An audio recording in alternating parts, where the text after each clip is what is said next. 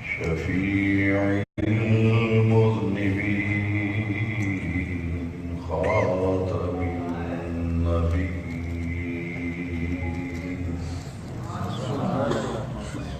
وعلى آبائه وأمهاته وأهل بيته وأصحابه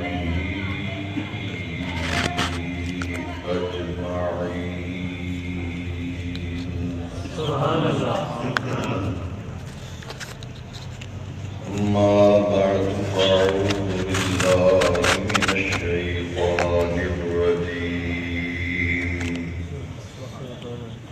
بسم الله الرحمن الرحيم قل هل يستوي الذين يعلمون والذين لا يعلمون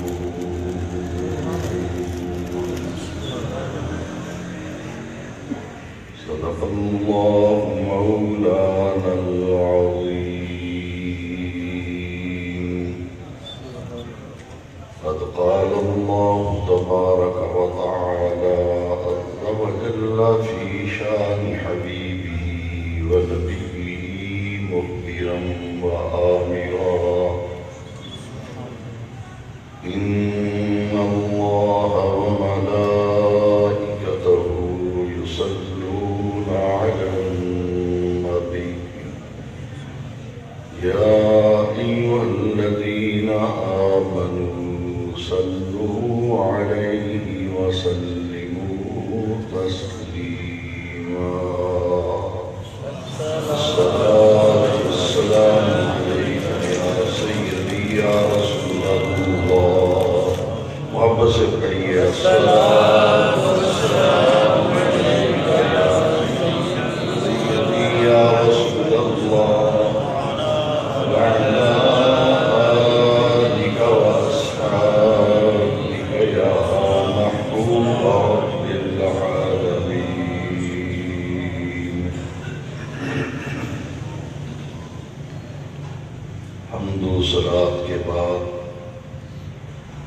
انتہائی ادب و احترام عزت و تکریم کے لائق علماء ذیشان برادران دین و ملت نہایت ہی محبت عقیدت اور احترام کے ساتھ درس قرآن و حدیث کی اس نورانی تقریب سعید کا اہتمام کیا گیا اور اسی درس قرآن و حدیث کی نشست میں امام الاولیاء حضرت سیدنا داتا گنج بخش علی بن عثمان الحجویری رضی اللہ تعالیٰ عنہ اور اعلیٰ حضرت عظیم البرکت امام الشاہ احمد رضا خان فاضل و محدث بریلوی حنفی قادری نور اللہ مرقدہ کے عرس سراپا قدس کی تقریب سعید یوم رضا کے عنوان سے منعقد ہے۔ میں انشاءاللہ العزیز قرآن مجید اور احادیث مبارکہ کی روشنی میں اللہ تعالیٰ کے وہ مقبول اور محبوب بندے جنہیں اللہ تعالیٰ کی بارگاہ میں شان محبوبیت حاصل ہے، مقام قرب حاصل ہے، ان نورانی شخصیات کے حوالے سے قرآن مجید اور احادیث مبارکہ کی روشنی میں ان کے مقام و مرتبہ اور ان کی عظمت شان پر کچھ گفتگو کرنے کے بعد حضرت داتا گنج بخش رضی اللہ تعالیٰ عنہ اور حضور امام احمد رضا مجدد اسلام علیہ الرحمت و رضوان کی بارگاہ میں مختصر سا نذرانہ عقیدت پیش کرنے کے بعد دور حاضر میں مسئلہ ختم نبوت کے حوالے سے جو اہل سنت و جماعت میں اضطرابی کیفیت ہے اس پر انشاءاللہ آخر میں گفتگو کرنے کی سعادت حاصل کروں گا۔ سب سے پہلے یہ بات سمجھ لیں کہ حضور سرور عالم صلی اللہ علیہ وسلم نے جب اعلان نبوت فرمایا، اعلان نبوت کے بعد حضور سرور عالم صلی اللہ علیہ وسلم کی مکی زندگی میں صحابہ کرام حضور نبی کریم علیہ السلام کو کن نظروں سے دیکھتے تھے،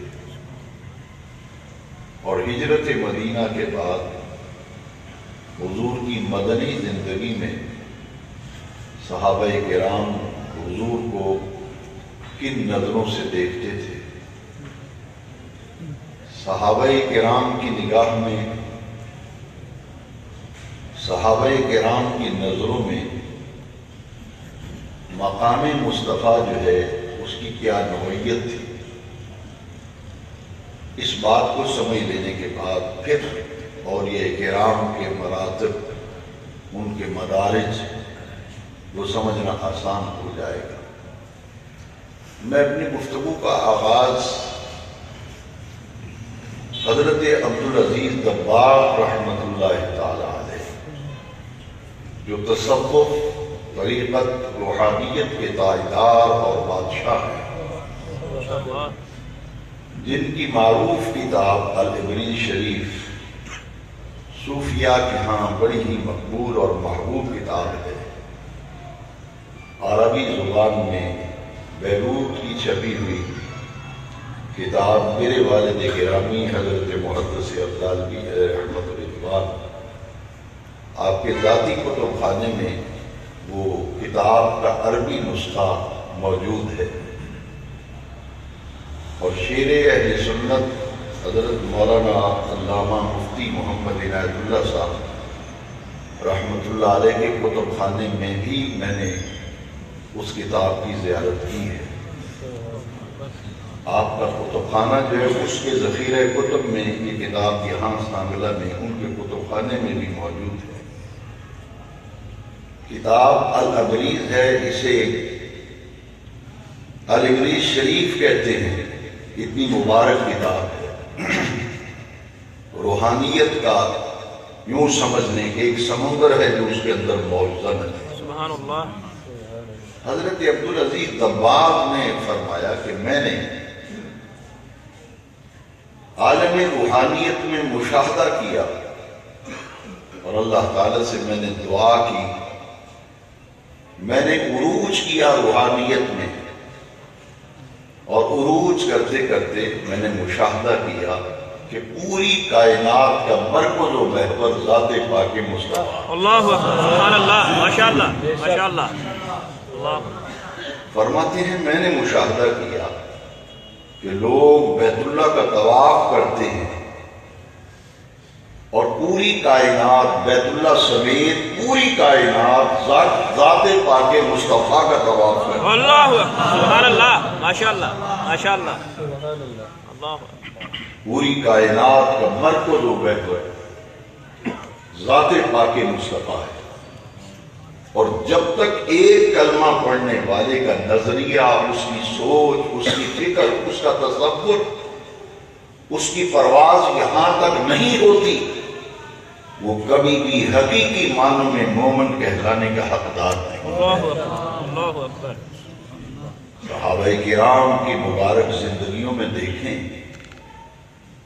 حضرت عبداللہ ابن عباس رضی اللہ تعالیٰ کو حضور کے چچا دار بھائی ہیں، اور سگے چچا ہیں حضور کے حضرت عباس رضی اللہ تعالیٰ۔ ان کے بیٹے حضرت عبداللہ کم سنی کی عمر ہے. تو حضرت عبداللہ ابن عباس کی والدہ نے کہا کہ حضور پرنور صلی اللہ علیہ وسلم تیری خالہ کے ہاں تشریف لے جا رہے ہیں، تم بھی رات وہاں حضور کے پاس قیام کرو اور رات کو دیکھنا کہ آقا کریم صلی اللہ علیہ وسلم کس طرح عبادت فرماتے ہیں، اور پھر صبح مجھے آ کے حضور کی عبادت کرنے کا انداز، حضور کی عبادت کرنے کا طریقہ یہ مجھے صبح سے بتانا، اور تاکہ میں بھی اپنی عبادت میں وہی رنگ لانے کی کوشش کروں جو تو رات کی خلوتوں میں مصطفیٰ کریم کی عبادت میں دیکھے. حضرت عبداللہ کم سن ہیں، چھوٹے ہیں، جلدی سو گئے.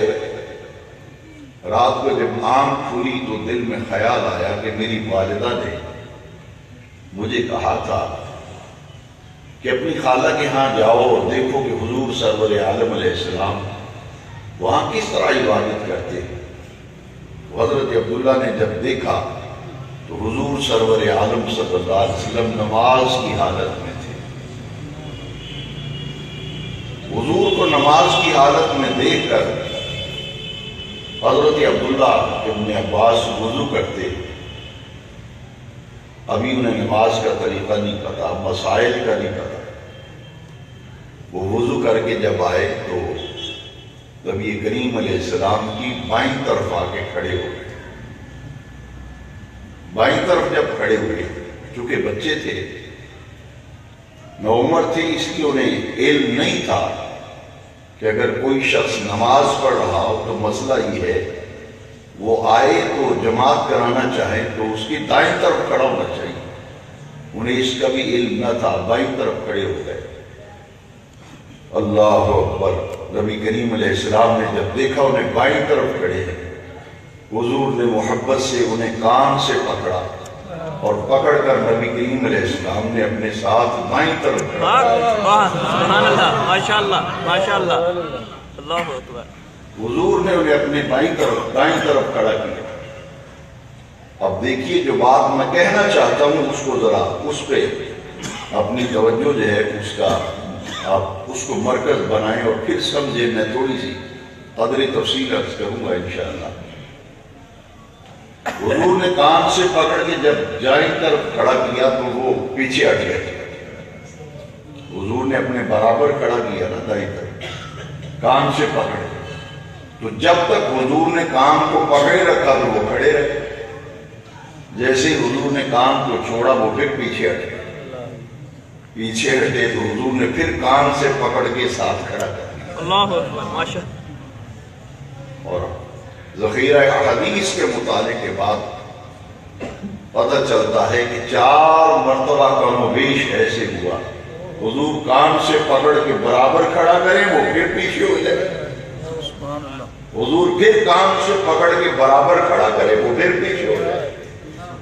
جب تک حضور کا دست پاک کان پر رہے تو وہ برابر کھڑے رہے. جب حضور ہاتھ مبارک جدا فرمائے تو پیچھے ہٹ جائے.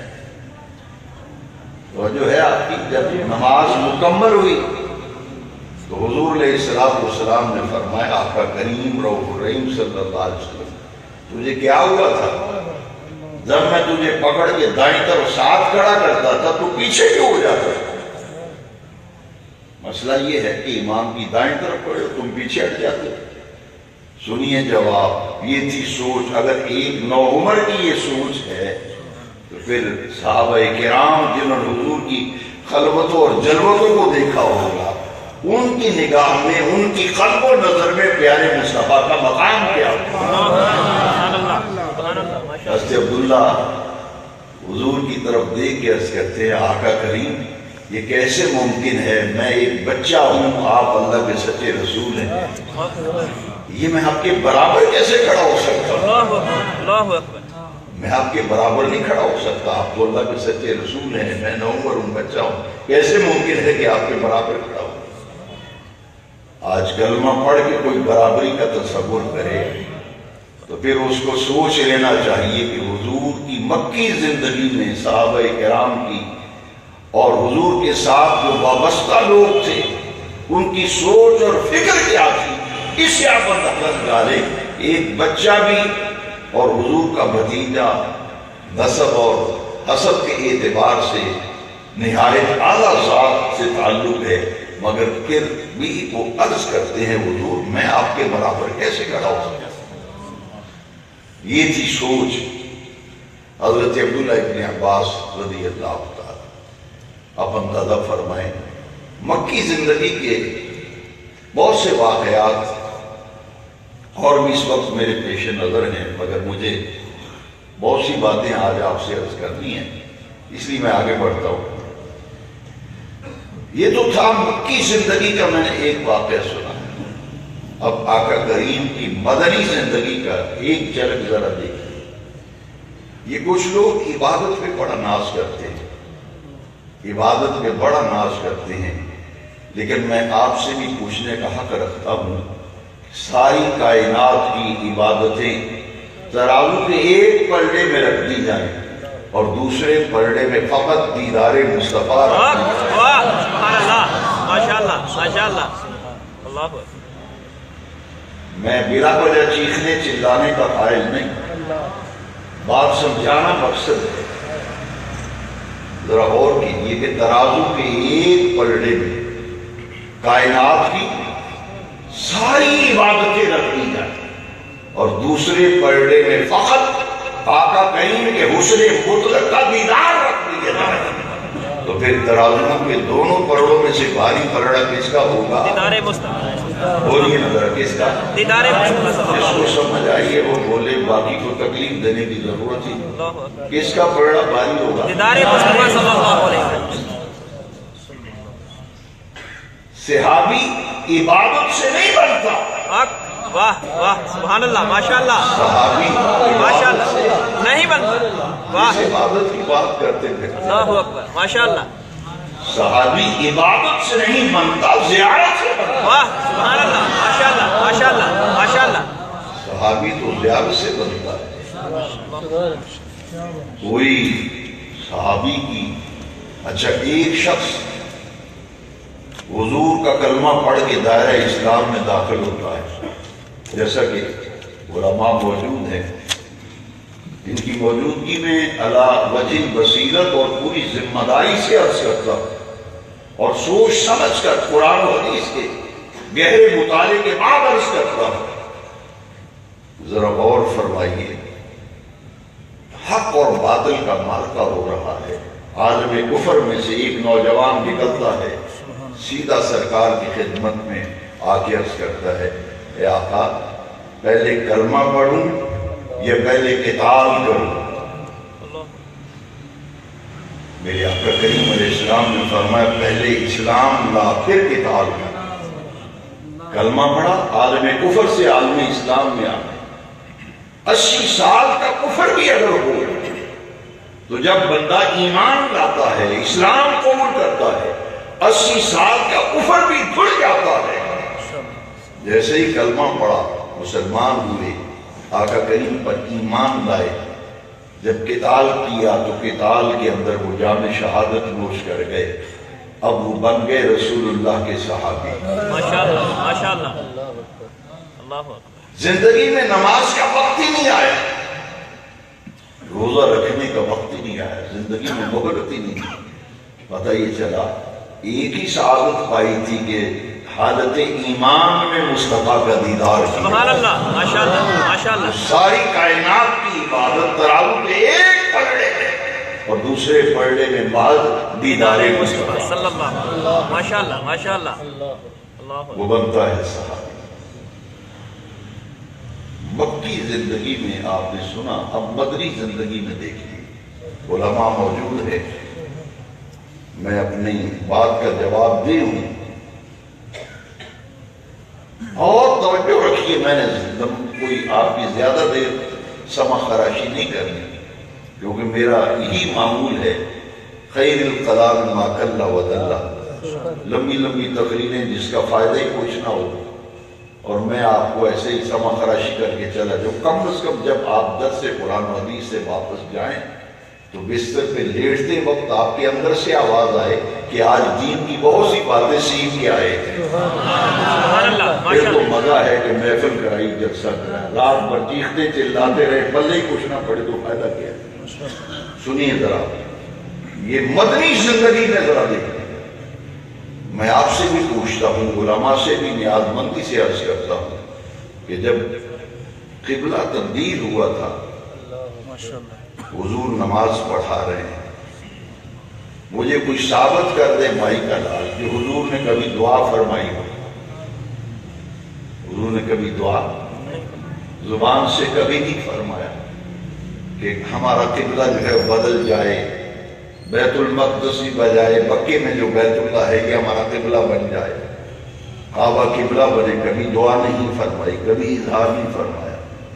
محض دوران نماز ہی آقا کریم کے قلب انور و اطہر میں خیال آیا، محض تبدیلی قبلہ کا خیال اور تصور آیا۔ اور یہودی تو پہلے ہی یہ تانا دیا کرتے تھے، علماء موجود ہے، یہودی تانا دیا کرتے تھے، وہ تم مسلمان ہو، اپنے نبی کا کلمہ پڑھتے ہو، تمہارے نبی اور تم تو ہمارے قبلے کی طرف منہ کر کے نماز پڑھتے ہو، تانا تو وہ پہلے ہی دیتے تھے۔ دوران نماز جب قلب انور و اطہر و اقدس میں خیال آیا کہ ہمارا قبلہ بیت المقدس کی بجائے مکے میں جو کعبہ ہے یہ ہمارا قبلہ ہے، اللہ اکبر، ابھی دل میں خیال آیا، ادھر خیال آیا ادھر رب کا حکم آ گیا، سبحان اللہ فَلَنُوَلِّيَنَّكَ قِبْلَةً تَرْضَاهَا، محبوب جس قبلے پر آپ راضی ہیں اسی کو قبلہ بنا۔ سبحان اللہ ماشاء اللہ ماشاء اللہ سبحان اللہ۔ قبلہ صفت کو کہتے ہیں۔ دوران نماز حضور نے رخ زیبا پھیرا یا نہیں پھیرا؟ اللہ اکبر۔ جنہوں نے حج کیا ہے، عمرہ کیا ہے، مسجد قبلتین کی زیارت کرنے والے یہاں موجود ہیں، خوش نصیب لوگ۔ حاجی یاسر صاحب حاضری دے کے حج بھی کیا ہے، ان سے پوچھ لیجیے کہ مسجد قبلتین دو قبلوں والی مسجد ہے، اور جب حضور جدھر پھیرے صحابہ ادھر پھر گئے، آئے واہ سبحان اللہ، جدھر حضور پھرے صحابہ ادھر پھر گئے، پیچھے پیچھے ادھر پھرے۔ معلوم یہ ہوا کہ صحابہ کی نظر عبادت پہ نہیں تھی، چہرہ مصطفیٰ پہ تھی۔ سبحان اللہ ماشاء اللہ ماشاء اللہ ماشاء اللہ سبحان اللہ سبحان اللہ ماشاء اللہ۔ عبادت پہ نظر ہوتی تو پھرتے نا، آئے واہ واہ، عبادت پہ نظر ہوتی تو پھرتے، ہاں کہتے یہ کیا ہو گیا ہے؟ اللہ اکبر، سوچ میں پڑ اللہ جاتے، تخیلات و تصورات کی دنیا میں بہت دور نکل جاتے کہ ہوا کیا ہے، مگر کعبے کے رب کی قسم، مجھے رب کعبہ کی قسم ہے، صحابہ کی نظریں عبادت پہ نہ تھی، حضور کی زیارت پہ نہ تھی۔ ماشاء اللہ ماشاء اللہ سبحان اللہ، دیدار مصطفیٰ دوران نماز ہو گئی اللہ اکبر، تو پتہ ہی چلا کائنات کی ساری عبادتیں ترازو کے ایک پلڑے میں محض دیدار مصطفیٰ، سبحان اللہ ماشاء اللہ محض ماشاء اللہ، دیدار مصطفیٰ۔ اچھا یہ اتنی بڑی نعمت و دولت ہے کہ ساری عبادتیں ترازو کے ایک پلڑے میں، دوسرے میں دیدار مصطفیٰ کریم کی زیارت ماشاء ہے جی۔ جبھی تو اولیاء اللہ بھی دعائیں مانگتے ہیں، اللہم شرفنا بزیارت النبی الکریم فی حیاتنا و بعد مماتنا انکا علی کل شیء قدیر۔ ہر ولی یہ دعا مانگتا ہے، ہر گناہگار یہ دعا مانگتا ہے، ہر مومن مسلمان کی خواہش ہے کہ خواب میں آقا کریم کے بدبہا کا مکھڑا دیکھنا مل جائے۔ دیدار کی تمنا ہے یا نہیں ہے؟ تو پتہ یہ چلا کائنات کی ساری عبادتیں ایک طرف، مصطفیٰ کی زیارت ایک طرف۔ اسی لیے احمد رضا نے کہا کہ ثابت ہوا جملہ فرائض فروع ہے، اصل الاصول بندگی استاد ور کی ہے۔ ماشاء اللہ ماشاء اللہ سبحان اللہ۔ علی شریف کی میں نے عبارت سنائی، ساری کائنات حضور کا طواف کرتی ہے کہ حضور مرکز و محور ہے پوری کائنات۔ حضور نے فرمایا کہ انا نور من نور اللہ وکل الخلائق من نوری، میں اللہ کے نور سے ہوں اور ساری کائنات میرے نور سے تکلیف۔ سبحان اللہ ماشاء اللہ حضور کائنات کا مرکز و محور ہے، اور جب تک ایک کلمہ پڑھنے والے کی عقیدت و محبت کا مرکز و محور ذات پاک مصطفیٰ نہ بن جائے، وہ حقیقی معنوں میں مومن کہلانے کا حقدار بھی نہیں ہے۔ جی ہاں، اس پر ایک حدیث شریف سن لیجئے۔ یہ میں نے جو بات عرض کی ہے یہ تو آقا کریم کی حدیث میں ہے میرے بھائی، یہ حضور کی حدیث شریف ہے۔ لا یؤمن احدکم حتی اکون احب الیہ من والدہ وولدہ والناس اجمعین۔ تم میں سے کوئی شخص اس وقت تک کامل مومن نہیں ہو سکتا جب تک میں اس کے ماں باپ، اس کی اولاد اور پوری دنیا کے انسانوں سے بڑھ کر اسے محبوب نہ ہو جاؤں۔ اس کا ایمان کامل نہیں۔ جی ہاں، مدنی زندگی میں صحابہ کرام حضور کو کن نظروں سے دیکھتے تھے؟ آؤ اس دور کے اندر، یہ بڑا نازک دور ہے، بڑا پرفتن دور ہے، اپنے عقیدے اور نظری کا قبلہ درست کرو۔ اگر آخرت کی نجات چاہتے ہیں، مجھے آپ سے ہمدردی ہے، میں آپ کی خیر خواہی چاہتا ہوں، میں آپ کی بھلائی چاہتا ہوں، اسی لیے آپ کی خدمت میں نہایت ادب و احترام سے عرض کروں گا کہ خدا کے لیے ذرا غور کرو، اس کا تعلق ہماری آخرت کے ساتھ ہے، اس کا تعلق ہماری عاقبت کے ساتھ ہے۔ جو بندہ یہ چاہتا ہے کہ میری آخرت اور عاقبت سمجھ جائے، اس کو اپنی عقیدت و محبت کا مرکز و محور ذات پاک مصطفیٰ کو بنا۔ سبحان اللہ ماشاء اللہ ماشاء اللہ اللہ اکبر۔ مدنی زندگی میں حضور نے ایک یہودی سے گھوڑا خریدا، نبی کریم علیہ السلام۔ حضور نے گھوڑا پسند آ گیا، حضور نے سودا کیا اور گھوڑا خرید لیا۔ حضور نے اس سے فرمایا کہ بھائی تم یہاں ٹھہرو اور میں پیسے لے کے آتا ہوں، تمہیں پیسہ دیتا ہوں تو میں اپنا گھوڑا لے جاتا ہوں۔ سرکار جب پیسے لینے کے لیے تشریف لے جا رہے تھے تو ایک اور شخص ہے، اس نے سودے پہ سودا لگایا، پیسے زیادہ لگائے۔ تو وہ یہودی آقا کریم علیہ السلام کو ابھی سرکار تشریف لے جا رہے تھے اور سرکار سے کہتا ہے کہ آپ کا تو میرا سودا ہی نہیں ہوا، کیونکہ ادھر پیسے زیادہ مل رہے تھے۔ وہ منحرف ہو گیا۔ حضور نے فرمایا بھائی تیرا میرا سودا ہوا ہے، میں نے تیرے ساتھ سودا کیا ہے، گھوڑا میں نے خریدا ہے، میں تو پیسے لینے جا رہا ہوں، یہ میں پیسے لا کر تجھے دیتا ہوں اور گھوڑا میرے حوالے کر دے۔ تو اس نے بڑی جسارت کی، اس نے کہا کہ آپ کا تو میرا سودا ہی نہیں ہوا۔ حضور نے فرمایا سودا ہوا ہے، وہ کہتے نہیں ہوا۔ وہ یہودی کہتا ہے اچھا اگر آپ کا میرا سودا ہوا ہے تو آپ کوئی گواہ لائیں، کوئی گواہ لائیں کہ آپ کا میرا سودا ہوا ہے۔ حضرت حذیفہ بن یمان رضی اللہ تعالیٰ حضور کے صحابی قریب تھے، تو انہوں نے فوراً بول کے کہا کہ ہاں میں گواہ ہوں سودا ہوا ہے، میں گواہ ہوں سودا ہوا ہے۔ میرے آقا کریم نے فرمایا کہ حذیفہ تو خزیمہ، حضرت خزیمہ رضی اللہ تعالیٰ، حضور میں گواہ ہوں سودا ہوا ہے۔ حضور نے فرمایا خزیمہ تو موقع پہ موجود ہی نہیں تھا اور گواہی کیسے دے رہا ہے کہ سودا ہوا ہے؟ انہوں نے کہا حضور نہ ہم نے آسمان دیکھے، نہ جنت دیکھی، سبحان اللہ نہ خدا کو دیکھا، نہ فرشتوں کو دیکھا، مگر گواہیاں دیتے پھرتے ہیں، خدا بھی ہے، آسمان بھی ہے، جنت بھی ہے، دوزخ بھی ہے۔ تو حضور جب اتنی گواہیاں آپ کی زبان پر اعتماد کر کے اور تیقن کی دولت سے مالا مال ہو کر جب ہم گواہی دیتے پھرتے ہیں اشہد ان لا الہ الا اللہ، یہ تو گھوڑے کے سودے کی گواہی ہے۔ سبحان اللہ ماشاء اللہ ماشاء اللہ۔ حضرت خزیمہ رضی اللہ، یہ تو گھوڑے کے سودے کی گواہی ہے۔ میرے آقا کریم کے چہرے انور پر تبسم آیا، فرمایا آج کے بعد خزیمہ جس مقدمے میں بھی گواہ ہوگا، اس اکیلے کی گواہی دو گواہوں کے برابر ہے۔ سبحان اللہ، نعرہ تکبیر، نعرہ رسالت، نعرہ رسالت۔ ماشاء اللہ ماشاءاللہ سبحان اللہ کیا انہوں نے یہ کہا تھا کہ اچھا میں دوسرے صحابہ سے پوچھ لوں سودا ہوا ہائے ہائے ہے ادھر ادھر سے واہ پتا واہ کروں؟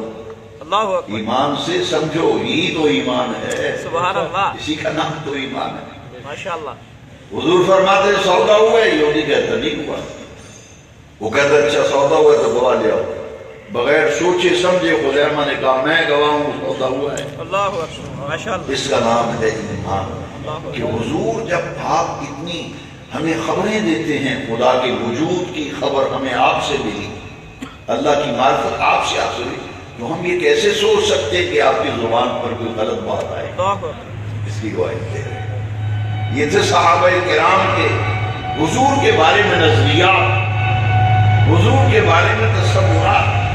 اگر آج کوئی شخص یہ پوچھے کہ رسول اللہ کے بارے میں کیسا عقیدہ ہونا چاہیے، تو بھائی پوری تاج کمپنی بھی کوئی سر کے اوپر رکھ جائے ہم ماننے کے لیے تیار نہیں ہیں۔ ماشاءاللہ ہم تو قرآن کی اس آیت کو مانیں گے۔ قرآن یہ کہتا ہے دنیا والو جس طرح میرے معروف کے صحابہ نے مجھے مانا ہے اس طرح مانو۔ سبحان اللہ ماشاءاللہ ماشاءاللہ ماشاءاللہ تو اللہ ہم تو اسی طرح مانیں گے، کیونکہ قرآن نے کہا کہ اس طرح ایمان لاؤ اے محبوب کے غلاموں جس طرح تم ایمان لائے ہو، جو اس طرح ایمان لائے گا وہی ہدایت پر۔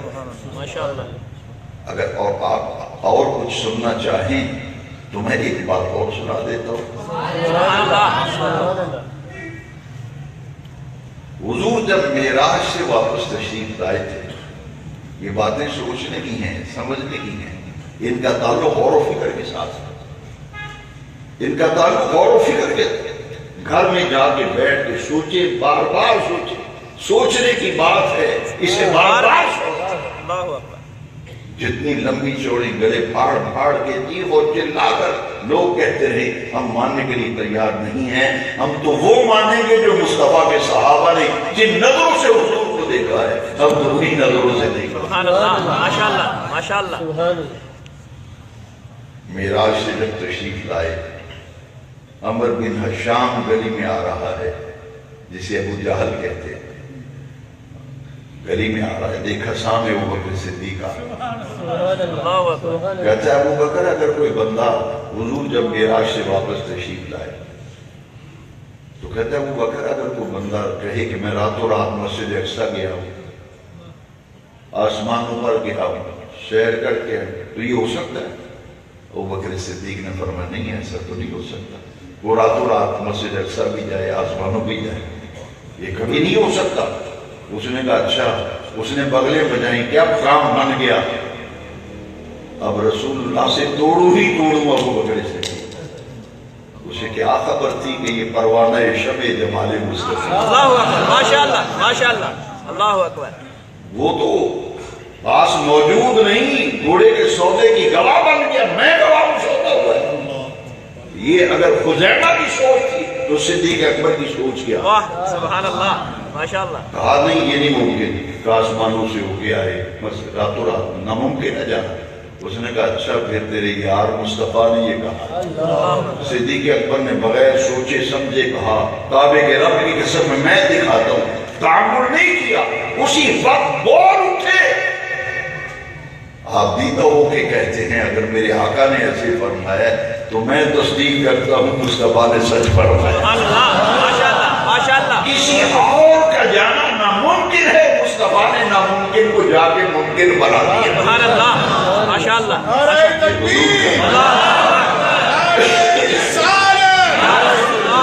عظمت و شان مصطفیٰ، زندہ باد عظمت و شان مصطفیٰ، زندہ باد۔ حضور نے یہ جانا کیا ہے ناممکن، بولو کیا ہے ناممکن کو ممکن ہو۔ ناممکن ہو ہی نہیں سکتا، پر صدیق اکبر نے جا کے دکھایا، بتایا کہ مصطفیٰ جا سکتے ہیں، مصطفیٰ کے سوا کوئی نہیں جانا۔ اللہ اکبر ماشاءاللہ کیوں؟ لے جانے والا رب ہے، وہ فرماتا ہے سبحان الذی اسریٰ بعبدہ لیلا۔ صدیق اکبر نے، میں ذمہ داری سے کہتا ہوں، میرا بیان ریکارڈ ہو رہا ہے، علماء کی موجودگی میں کہتا ہوں، پوری ذمہ داری سے کہتا ہوں، علی وجہ البصیرت کہتا ہوں، اور سوچ سمجھ کر غور و فکر اور تدبر کے بعد کہتا ہوں۔ صدیق اکبر نے یہ نہیں کہا کہ اچھا میں حضور سے ملوں گا، پوچھوں گا، بات کیا ہے، معاملہ کیا ہے، پھر بیٹھ کے بات کریں گے۔ اللہ اکبر، ماشاء اللہ۔ ہرگز ایسا نہیں کہا، ہاں ہرگز نہیں کہا، کہا میں کہتا ہوں اگر میرے آقا نے ایسے فرمایا میں تصدیق کرتا ہوں میرے مصطفیٰ نے سچ فرمایا۔ اچھا جی، عرش والے کو یہ بات اتنی پسند آئی، اسی وقت آیت نازل فرما دی والذی جاء بالصدق وصدق به اولئک هم المتقون۔ سبحان اللہ، سبحان اللہ۔ یہ صدق لے کر آنے والے آمنہ کے لال، تصدیق کرنے والے ابو بکر صدیق۔ سبحان اللہ۔ یہ اگر صحابہ کرام کی سوچ ہے تو احمد رضا تو اس دور میں پیدا ہوا تھا۔ امام احمد رضا کا دن کہاں بریلی کہاں سانگلا،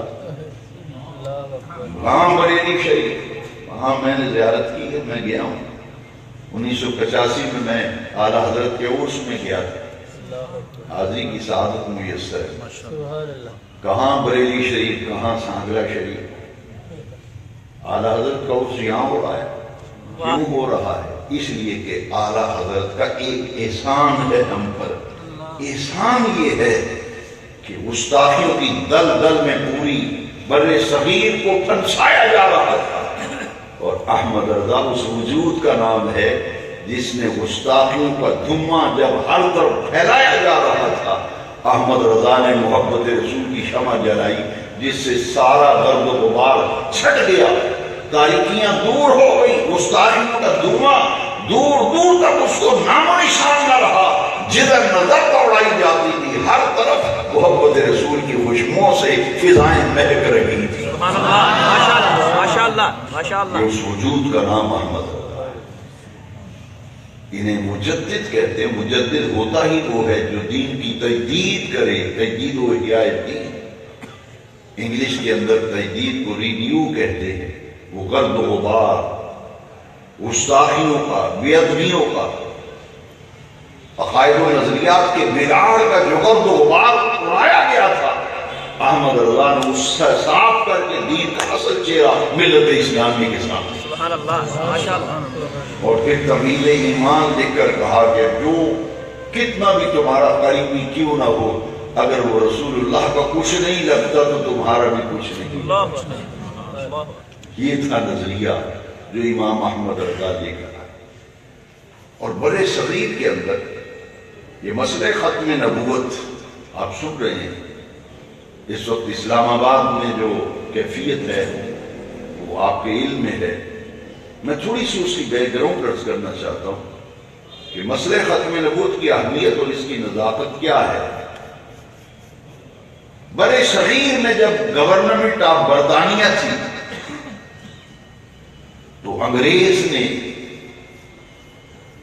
آل انڈیا ایسٹ کمپنی ایک بنی تھی جس کی ایک ہی غرض و غائب تھی بنانے کی، بظاہر یہ تجارت کی کمپنی تھی لیکن اس کا انڈر گراؤنڈ، انڈر کاؤنٹر ایک منصوبہ تھا، خفیہ سازش تھی۔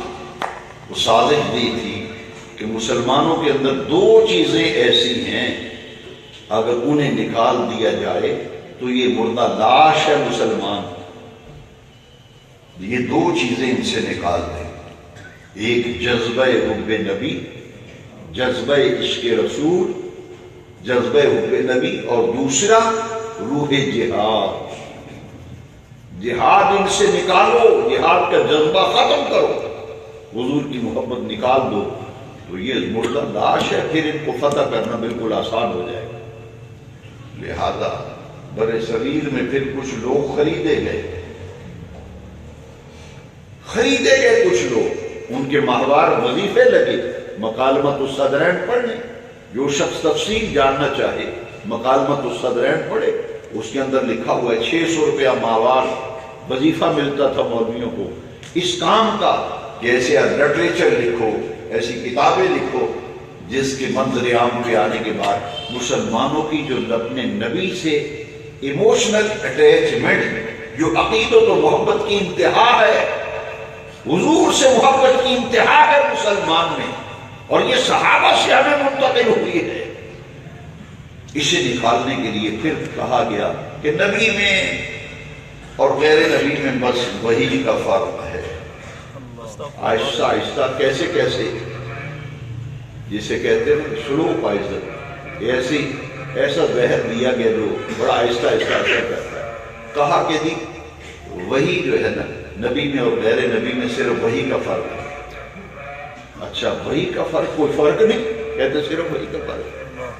قرآن مجید کی جو آیت کریمہ میں نے خطبے میں پڑھی ہے اس میں تو اللہ تعالیٰ فرماتا ہے بابو فرما دیجئے کیا جاننے والا اور نہ جاننے والے برابر ہیں؟ هل يستوي الذين يعلمون والذين لا يعلمون. کیا جاننے والے اور نہ جاننے والے برابر ہیں؟ ارے جب جاننے والا نہ جاننے والا برابر نہیں ہے تو پھر جس پہ وہی آتی ہے جس پہ نہیں آتی وہ برابر کیسے ہو؟ اللہ اکبر اللہ اکبر. یہاں تو عبداللہ ابن عباس کہتے حضور میں آپ کے برابر کیسے کھڑا ہو سکتا ہوں؟ واہ. اور یہ محراب و منبر پہ بیٹھ کے کہہ رہا ہے کہ وہی کا فرق ہے وہی کا فرق ہے وہی کا فرق ہے. وہاں تو عبداللہ ابن عباس کہتے ہیں کہ آقا میں آپ کے برابر کیسے کھڑا ہو سکتا ہوں؟ معلوم یہ ہوا کہ بر صغیر میں یہ چال چلی گئی. انہوں نے کہا پھر کتابیں لکھی گئی کہ خدا چاہے تو کروڑوں محمد پیدا کرے. استغفر اللہ. یہ انگریز نے کروایا یہ کام. اور پھر اس پر حضرت فضل خیر آبادی رحمت اللہ تعالی علیہ نے پھر اس نظریے کا توڑ کیا اور بڑی ضخیم کتاب آپ نے تصنیف کر دی امتناع نظیر. اس پر بڑا کام کیا. پھر کتابیں لکھی گئی کہ امتی بعض اوقات اعمال میں نبی سے بڑھ جاتا ہے. یعنی مسلمانوں کے دلوں سے حضور کی محبت کم کرنے کی ایک سازش تھی جو چلتی رہی. اب ایک بڑا تیز ترار آدمی مل گیا جس نے انگریز کا مطلب پورا کیا اور انگریز نے کہا یہ ہے اصل میں کام کا بندہ جس سے ہم اپنی مرضی کا کام لیں گے. انگریز کا خود کاشتہ پودا تھا گورنمنٹ آف برطانیہ کا قادیان میں رہنے والا مرزا دجال. اس نے کہا چھوڑ دو اے دوستو اب جہاد کا خیال. مجھ سے کئی پڑھے لکھے لوگوں نے کہا کہ ختم نبوت کا اصل مسئلہ جو ہے وہ ہمیں سمجھایا جائے کہ یہ کیا معاملہ کیا ہے. میں نے کہا معاملہ یہ ہے کہ انگریز نے مسلمانوں کے دلوں سے جذبہ حب نبی نکالنے کے لیے کچھ مولوی خریدے جنہوں نے کام کیا لٹریچر لکھا اور یہ تیز ترار آدمی تھا. یہ ان کی قابو آ گیا. پہلے اس سے مسیح و مجدد ہونے کا اعلان کرایا. اس نے کہا میں مجدد ہوں. پھر کہا میں مسیح موعود ہوں. پھر اس سے نبوت کا دعویٰ کروا دیا کہ جب لوگوں کی توجہ ادھر ہوگی تو خاتم النبیین صلی اللہ علیہ وسلم کی ذات اقدس سے لوگوں کی توجہ ہٹے گی تو روح جہاد بھی ختم ہو جائے گی اور جذبہ حب نبی بھی نکل جائے گا. میں پوری ذمہ داری سے آپ کے معلومات میں اضافہ کرتے ہوئے نہایت ادب سے عرض کروں گا اور پوری توجہ سے یہ میری بات سن لیجیے. آپ مسئلے کی تہہ تک پہنچے گی کہ اصل ماجرا اور معاملہ کیا ہے. روح جہاد کو نکالنے کے لیے یہ حقیقت الوحی مرزا قادیانی کی کتاب ہے. اس نے اس کتاب میں لکھا ہے کہ میں نے جہاد کے خلاف جتنا کام کر دیا ہے نا مرزا کہہ رہے میں نے جہاد کے خلاف اتنا کام کیا ہے جتنا لٹریچر لکھا ہے جتنے اشتہار چھاپے ہیں جتنی کتابیں لکھی ہیں اگر وہ سب جمع کر دی جائیں تو 50 الماریاں بھر جائیں. کتنی الماریاں؟ 50. کیونکہ انگریز سے مال پانی ملا تھا نمخار تھا انگریز کا. اس لیے جہاد کے خلاف مرزا نے جو کتابیں لکھی ہیں بقول مرزا کہتے ہیں 50 الماریاں ان کتابوں سے بھر جائیں تو میں نے جہاد کے خلاف لکھی. پھر اس نے نبوت کا دعویٰ کیا اور میرے آقا کریم نے تو 5 چیزوں کا حکم دیا تھا صحابہ. آئیے اب میں مسئلہ ختم نبوت اور یہ روح جہاد چونکہ انگریز نے مرزا سے یہ کام لیا جذبہ حب نبی کم کرنے کے لیے خریدے گئے لوگ جذبہ جہاد نکالنے کے لیے مرزا نے کام کیا. یہاں میں ایک حدیث سنانا ضروری سمجھتا ہوں. درس قرآن و حدیث ہے اس لیے میں پوری ذمہ داری سے آپ کو یہ حدیث نہیں سنانا چاہتا ہوں اور آج میں نے خطاب جمعہ میں بھی یہ سنائی. میں نے کہا کہ حضرت حارث اشعری رضی اللہ تعالیٰ حدیث کے راوی حضور نے فرمایا آمر بخمس بالجماعت والسمع والطاعت والہجرت والجہاد فی سبیل. کس سے کہانی جو ہے نا اب اس سے نکلو ذرا، حقائق اور علم کی سے رغبت رکھو، علم کی دنیا میں آؤ. میں آپ کو دعوت دینا چاہتا ہوں. یہ سانگلہ ہل کے احباب نے بڑا بہت بڑا قدم اٹھایا کہ دینی تعلیم و تربیت اور حضور کے غلاموں کو رسول اللہ کی محبت سے سرشار کرنے کے لیے درس قرآن و حدیث کے اس مبارک سلسلے میں آج یہ محفل منعقد کی. میں ان تمام محفل منعقد کرنے والے اپنے یاران طریقت احباب محبت کو سلام عقیدت پیش کرتا ہوں. میں ان کی وسعت سے یہاں آیا اور آپ کو یہ حدیث شریف سنا رہا ہوں. اور اتنے بہت بڑے اجتماع کے اندر اگر کسی ایک میرے دینی بھائی کے اندر ذہن میں حضور کی یہ حدیث سمجھ میں اتر گئی تو کعبے کے رب کی قسم میں سمجھوں گا میری نجات کا سامان ہو گیا. اب سنیے توجہ سے حدیث شریف. حضور نے فرمایا آمرکم بخمس، تمہیں میں 5 چیزوں کا حکم دیتا ہوں بالجماع. حضور نے فرمایا لا اسلام الا بالجماع، کوئی اسلام نہیں ہے جماعت کے بغیر. یہ حضور کی حدیث ہے. لا اسلام الا بالجماع، ہمارے دین اسلام میں جماعت کے بغیر اسلام کا کوئی تصور ہی نہیں. اور اس کا ایک نمایاں نقطہ جمعۃ المبارک کا اجتماع، پھر 5 وقت کی نماز ہے. لا اسلام الا بالجماع، کوئی اسلام نہیں ہے جماعت کے بغیر، یعنی مسلمانوں کی اجتماعیت، ان کے اندر یکجہتی، ان کے اندر اکٹھ، ان کے اندر جمعیت، یہ اسلام کا تقاضا ہے. لیکن آج ان باتوں کو کوئی سننے کے لیے تیار نہیں. اشعار سنتے ہیں، جوش و جذبے والی بات سن کے واہ واہ کر کے گھروں کو چلے جاتے ہیں. میں ذمہ داری سے کہتا ہوں جس میرے کسی بھائی کو اختلاف ہو میں ان سے بات کرنے کے لیے تیار ہوں. یہ جو ہمارے ہاں ایک تصور ہو گیا ہے کہ گلی گلی میں جمعہ شروع ہو گیا، علماء اور مفتیان کرام تشریف فرمائیں، ان سے پوچھئے. حضور نے فرمایا آمرکم بخمس بالجماعت والسمع والطاعت والہجرت والجہاد فی سبیل. لا اسلام الا بالجماعت. اجتماعیت کا تصور اس سے ختم ہو گیا کہ ہر گلی محلے کی چھوٹی سی مسجد بھی اب جامع مسجد بن گئی. اصل میں آپ دیکھیں بادشاہی مسجد کو آپ نے دیکھا ہوگا، اور میں دلی کے اندر گیا ہوں، دلی کی جامع مسجد میں نے دیکھی ہے. آگرے کے اندر گیا ہوں، آگرے میں شاہجہانی مسجد میں نے دیکھی، بہت بلند و بالا اور بڑی لمبی چوڑی مسجد ہے شاہی مسجد کی طرح. وہاں بعد اس لیے مسجد کی زیارت کرنے گیا کہ وہاں سیدی اعلیٰ حضرت کے خلیفہ علامہ سید ابو البرکات رحمت اللہ تعالی علیہ عرصہ دراز تک آگرے کے اندر، جہاں تاج محل ہے آگرے کے اندر جامع مسجد میں، وہ افتاء کے مسند پہ جلوہ رہ کر آپ فتویٰ نویسی فرماتے رہے. میں اس کمرے کی بھی زیارت کر کے آیا. ماشاءاللہ بہت بڑی مسجد. تو میرے اصل میں وہ بات سمجھ میں آ گئی کہ دراصل حضور نے فرمایا لا اسلام الا بالجماع. اسلام جو اجتماعیت کا تقاضا کرتا ہے کہ جمعے والے دن چھوٹی چھوٹی مسجدوں سے لوگ محلے کی مسجد سے نکل کر جامع مسجد میں جمع ہو.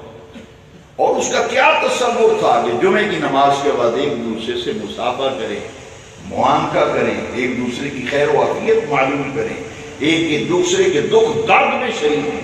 جو حاجت مند ہو اس کی حاجت کو پورا کرے، جو ضرورت مند ہو اس کی ضرورت کو پورا کرے.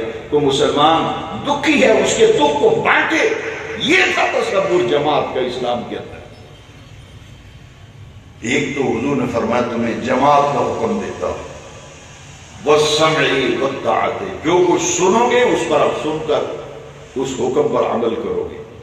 سمع و طاعت یہ اسلام کا ایک تصور ہے جو کم از کم میں سمجھتا ہوں کہ اس وقت ہمارے دینی طبقے کی نظروں سے بھی اوجھل ہے.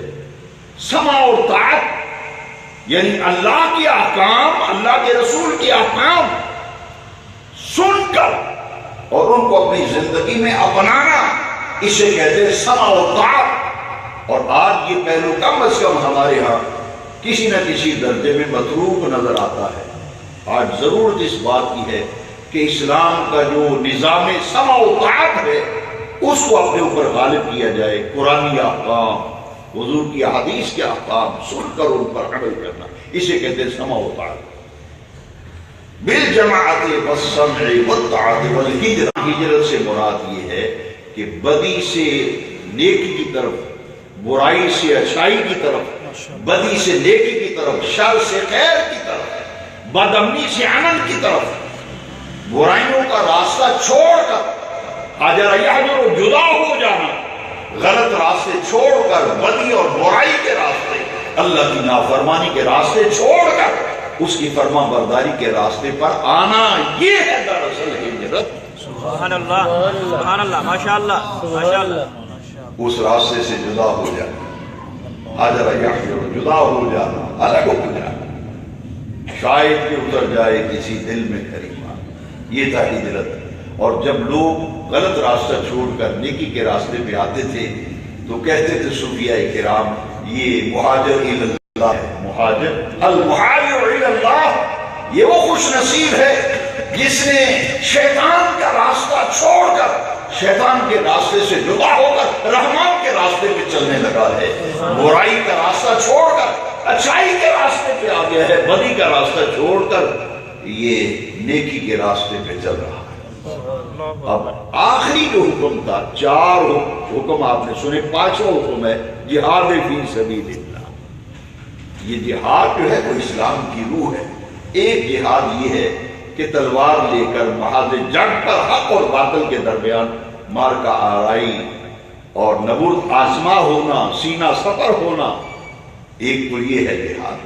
اور دوسرا جہاد جسے صوفیاء کرام کے ہاں وہ آقا کریم کی ایک حدیث شریف ملتی ہے، رجعنا من الجہاد الاصغر الى الجہاد الاکبر۔ حضور ایک غزوے سے واپس تشریف لا رہے، راستے میں حضور نے قیام فرمایا، صحابہ کرام سے فرمایا کہ غافل نہ ہو جانا کہ ہم جہاد کر آئے ہیں، اپنی ذمہ داریوں سے ادابارہ ہو گئے۔ فرمایا نہیں، سن لو، آگاہ ہو جاؤ، غفلت کے پردے ہٹا دو، ایک چھوٹے جہاد سے اب ہم ایک بڑے جہاد کی طرف جا رہے ہیں۔ رجعنا من الجہاد الاصغر الى الجہاد الاکبر۔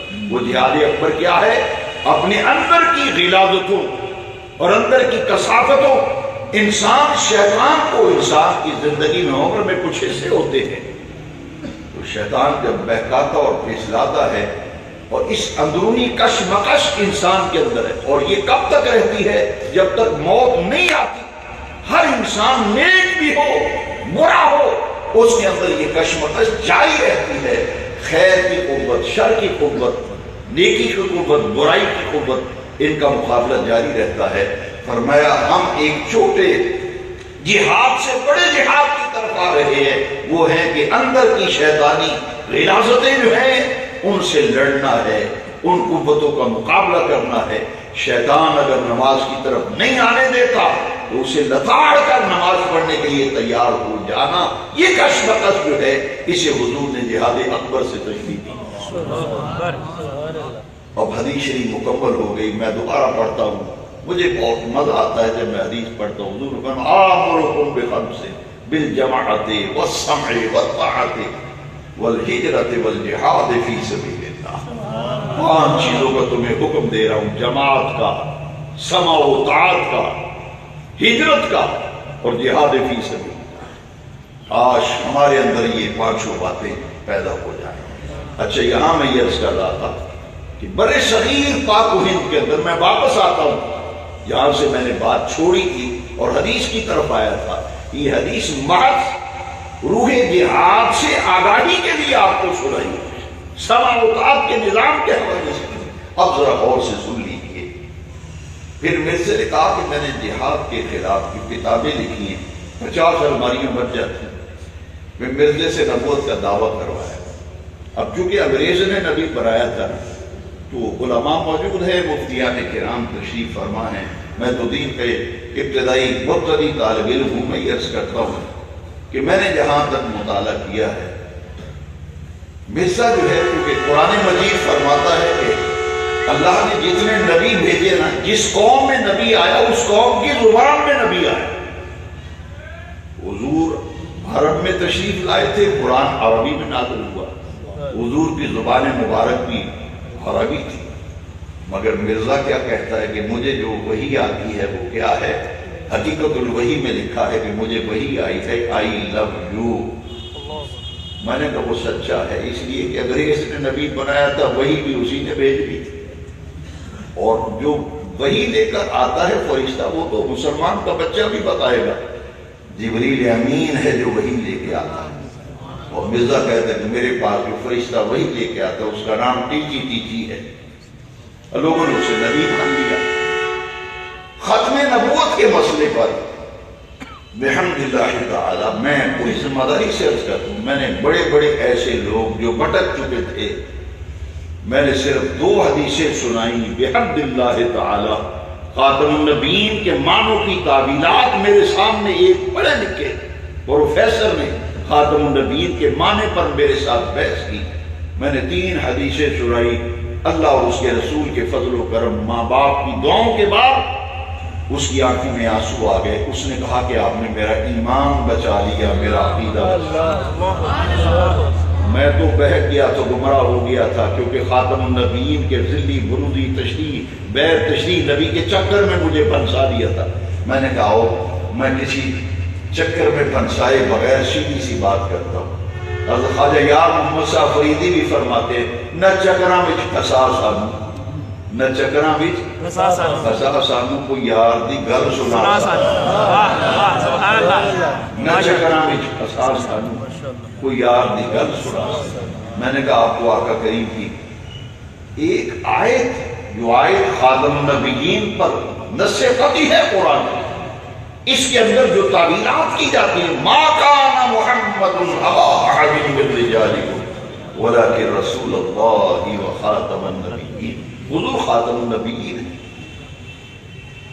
آپ میں سے بھی اگر کبھی ایسا موقع ملے کہ کسی دوست احباب سے آپ کو پتہ چلے کہ خاتم النبیین کے معنی میں یہ چکر دے رہا ہے، ہیر پھیر کر رہا ہے، تو پھر 3 حدیثیں ذہن میں رکھیے، انشاءاللہ زندگی بھر کوئی شخص آپ کو بہکاؤ پھسلا نہیں سکے۔ خاتم النبیین کا وہ معنی میں آپ کو سناتا ہوں جو آمنہ کے لال نے فرمایا۔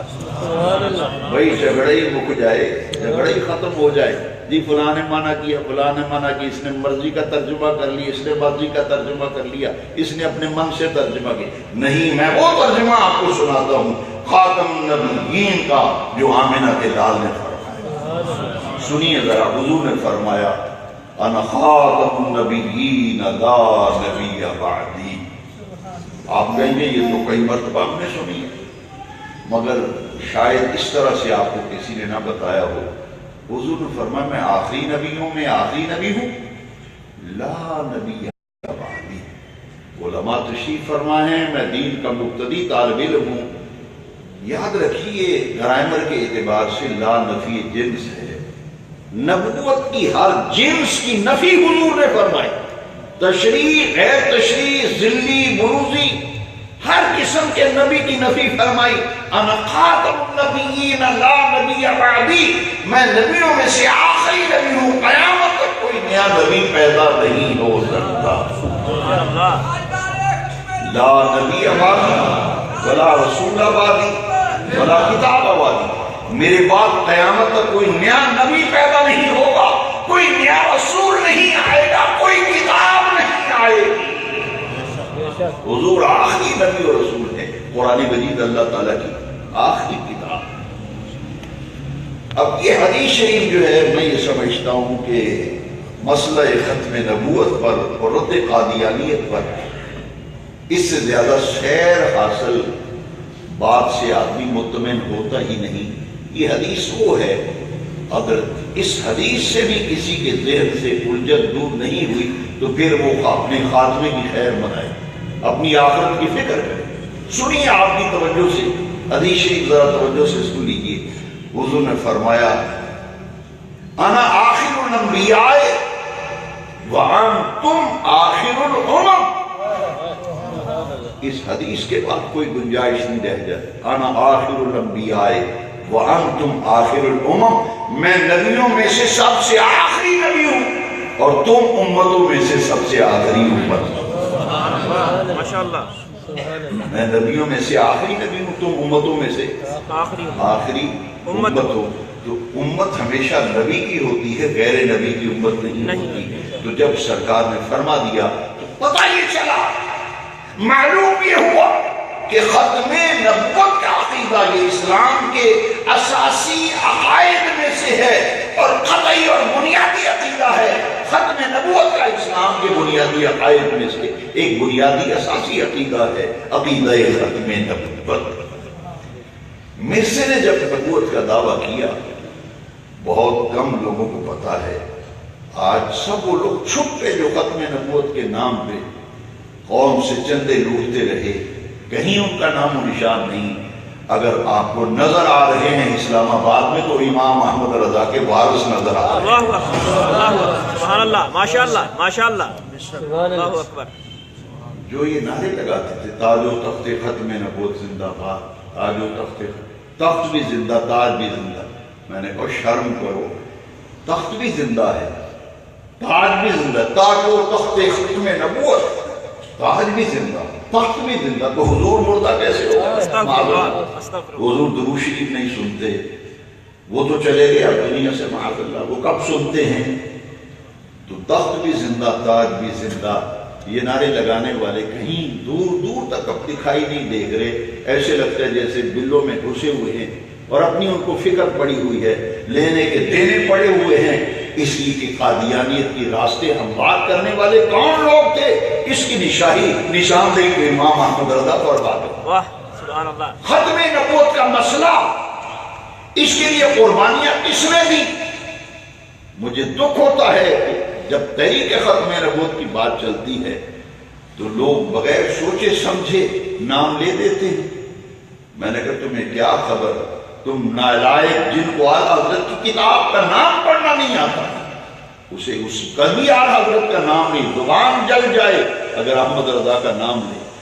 لیکن میں نے گہری نظر سے مطالعہ کیا ہے، امام احمد رضا نے فتنہ قادیانیت، فتنہ مرزائیت کے رد کے اندر، اور یہ دراصل یہ میری بات نوٹ کریں، میں خاص طور پر سنجیدہ طبقہ، پڑھے لکھے حضرات، نوجوان، ان کی توجہ چاہوں گا. رد مرزائیت، فتنہ قادیانیت، دراصل یہ موضوع ہے فتنہ انکار ختم نبوت. فتنہ انکار ختم نبوت. یہ مرزا تو بھائی کل انگریز کی پیداوار ہے، انگریز کا نمک خار ہے جس نے انگریز کی نمک خاری کا حق ادا کیا ہے.